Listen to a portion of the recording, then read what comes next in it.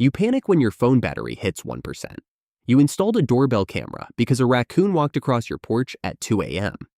You have a tracking app for your Uber driver, a tracking app for your luggage, and a tracking app for your dog, just in case the dog wearing the GPS chip somehow gets lost in your own backyard. Now meet a Maasai warrior named Saitoti. For years, his job was to walk directly into the territory of an animal that can snap a zebra's neck in one bite, carrying nothing but a wooden spear and a shield made of buffalo hide. No gun, no backup, no emergency number to call. And statistically, he was safer doing that than you are crossing a parking lot after dark, ironically, while holding a phone that can summon a stranger to drive you home in under 5 minutes. We're going to find out why. And the answer is not bravery.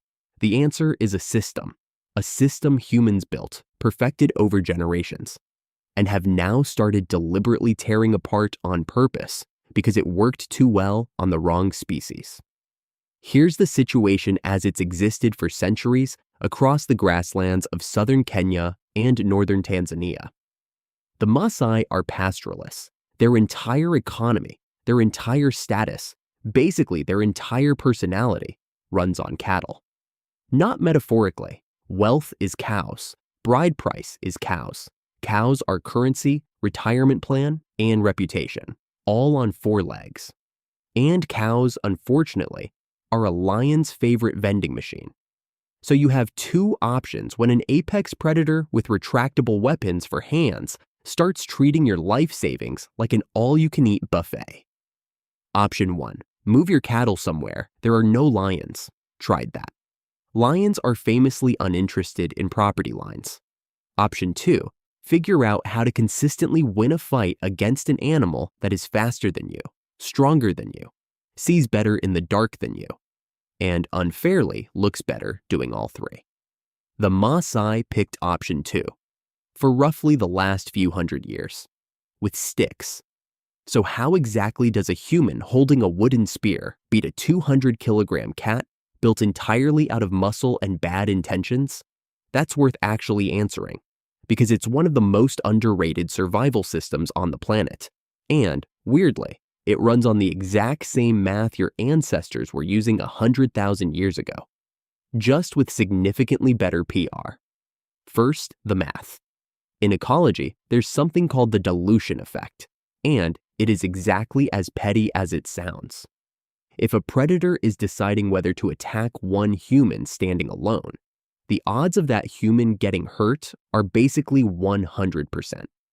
If that same predator is facing one human inside a group of 20, the odds drop fast, and crucially, the lion has no idea which one of the 20 it's actually going to be. Lions, like most of us, do not enjoy gambling with their own face. Second, the group doesn't just stand there being diluted, it advances. This is called mobbing behavior, and the Maasai turned it into genuine performance art. A coordinated group of young warriors, called ilmurran, surrounds a lion, screams, bangs shields together, and slowly closes the circle. From the lion's perspective, this is the single worst customer experience of its entire life. It showed up expecting an easy meal and instead got ambushed by a flash mob holding weapons. And here's the part that should sound familiar if you've seen how early humans dealt with predators, using nothing but fire and sheer stubbornness. Large predators are deeply risk-averse. A lion that takes a spear to the shoulder doesn't die in that moment. It dies weeks later, slowly, because an injured lion can't hunt. And a lion that can't hunt starves to death. Predators are constantly running a cost-benefit calculation in real time, and a screaming circle of 20 armed men tips that calculation hard toward, let's go bother the wildebeest instead. But knowing the math isn't the same as having the nerve to walk towards something that wants to eat you. So how do you turn teenage boys into a functioning, reliable defense system on purpose? You ritualize the entire thing. You make survival into a coming-of-age story so good that people would keep doing it even after it stopped being strictly necessary. Which, as we're about to find out, becomes exactly the problem.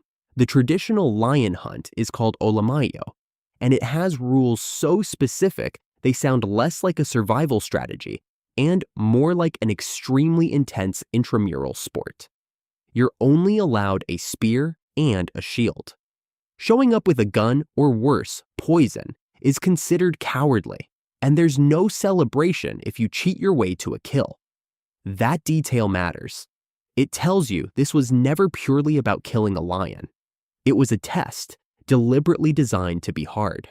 The first warrior to land a spear is named the owner of the lion. He receives a new name on the spot. In some communities, the opening move is to grab the lion's tail while it's still alive, which is either the bravest or the most unnecessary move in the history of animal husbandry. Possibly both at once. He's celebrated across multiple villages for an entire week, showered with gifts, and carries that status for the rest of his life. But, and this is the part that usually gets buried under the individual glory, the kill is officially credited to the whole age set, not just the man holding the spear. The system was built so the community wins, even though only one guy gets the nickname. It's essentially the deadliest team-building exercise on Earth, with dramatically worse insurance. So that's the system. Math plus ritual plus terrifying group choreography equals humans repeatedly beating the most efficient killing machine on the savannah using sticks. For generations, it worked. It worked extremely well. Almost too well, actually. And that is exactly where this stops being a feel-good story and starts being a real problem, because the lions started losing. In the early 1990s, Kenya had around 7,000 lions. A 2009 survey put that number at just over 2,000. Across the wider region, lion populations have collapsed from roughly 250,000 in 1880 to fewer than 20,000 today. Hunting wasn't the only cause. Habitat loss and expanding farmland did most of the damage, but a centuries-old rite of passage built around individually killing an endangered apex predator was, mathematically, no longer something the ecosystem could absorb. The exact system designed to keep humans alive was now putting the lions on a countdown. So the Maasai did something most cultures never managed to pull off. They looked directly at their own deepest tradition and changed it on purpose before anyone could force it on them. Starting in 2008, with help from local conservation groups, elders redesigned the entire rite of passage.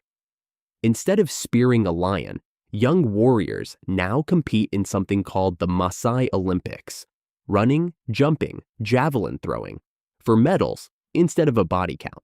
Same status, same celebration, same path to becoming a respected man in the community.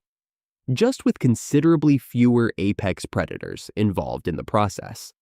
Some former lion hunters took it even further. A program called Lion Guardians trains warriors, including Saitoti, the spear and shield guy from the start of this video, to track and protect the exact animals their fathers were taught to kill. He still earns a lion name. He still gets the same status his father's generation got. The difference is that instead of a spear, he's holding a radio telemetry antenna, looking for a hill in a landscape that famously does not have very many hills, because apparently the universe's sense of irony extends even into conservation work. Here's what actually gets me about this.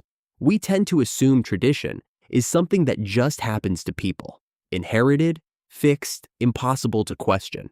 But the Maasai didn't wait for someone else to tell them their own ritual was a problem.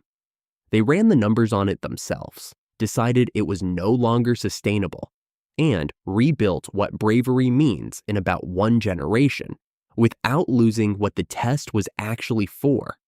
They kept the challenge. They just changed what passing it requires. Meanwhile, somewhere right now, a grown adult with a smartphone, a home security system, and a panic button on their car keys is refusing to walk to the mailbox after dark. No judgment, genuinely. It's just worth sitting with the fact that the most dangerous predator most of us will face this week is probably a strongly worded email. And the people who spent centuries actually fighting lions figured out how to evolve faster than we did. So here's my actual question. And I want you to argue with me about it in the comments. If your own culture's biggest tradition turned out to be quietly destroying something you cared about, do you think you'd have the nerve to change it the way the Maasai did? Or would you keep doing it simply because it's always been done that way? I want to know, so put it below. I read every single one. If this is the kind of history nobody taught you in school, subscribe, because next week I'm covering the other half of this story. The ancient humans who didn't survive the predators at all, and exactly what happened to them. Hit subscribe so you don't miss it, and I'll see you in the next one.